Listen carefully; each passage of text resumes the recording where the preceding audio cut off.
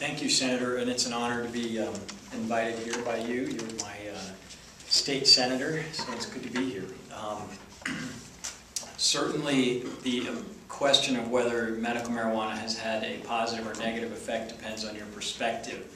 But from the perspective of the people in the middle who aren't on either side of this war, and unfortunately it continues to be a war, medical marijuana is nothing but positive for the state of Colorado. First and foremost, and most importantly, there have been an estimated over 200,000 patients in our state of Colorado who are now legally accessing medical marijuana. They don't have to purchase it on the black market. They don't have to go on Colfax Avenue at midnight and subject themselves to dangerous situations. These transactions are taxable, they're regulated.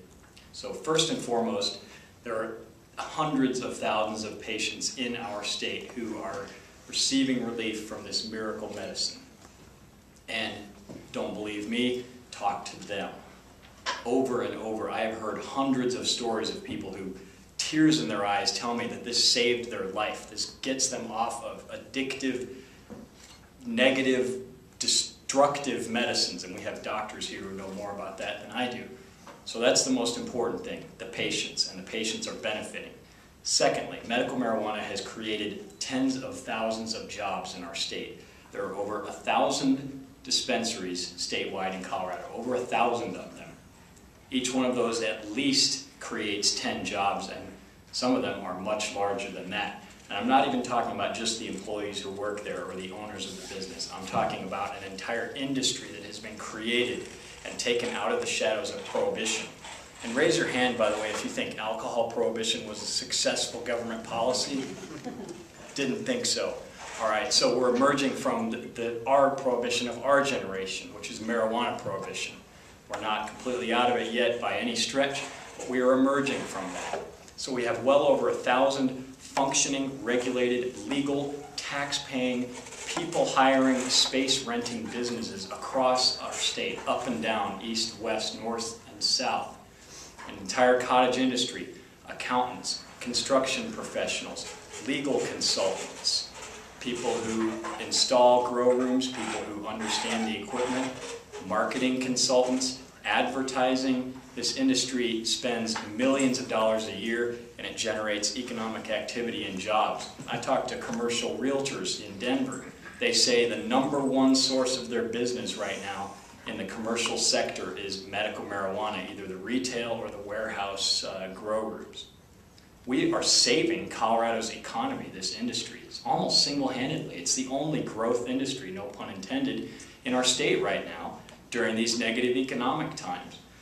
So we create jobs. We occupy vacant space across our state. We create over 1,000 functioning businesses in our state. We serve patients who are suffering. We take them out of the black market where they're going to buy marijuana anyway. I think the debate is over whether we can prevent marijuana from falling into people's hands. The drug war is an utter failure. There's no government policy that has probably failed more spectacularly than drug prohibition over the past few decades. So I think we know. I have clients who are in prison. I'm a criminal defense lawyer. My clients who are in prison tell me they can obtain marijuana in prison. So this is the most tightly regulated patch of ground in our nation, and the government can't even keep marijuana out of prisons. So how can the government expect to keep marijuana out of the general public? It can't do it, and luckily the government has surrendered the drug war for the most part in Colorado. So that's a good thing. You know, the other positive effects of medical marijuana, not only economics, but sales taxes directly back to the government, millions of dollars. The state legislature is debating whether or not to tap into the Medical Marijuana Enforcement Division, which brought in $9 million last year just on licensing fees.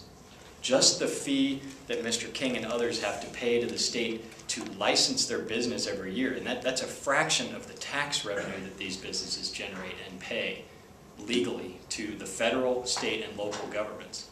Just the licensing fees were $9 million statewide. So the state legislature is looking to use those funds for general, all sorts of different projects and things to benefit our society.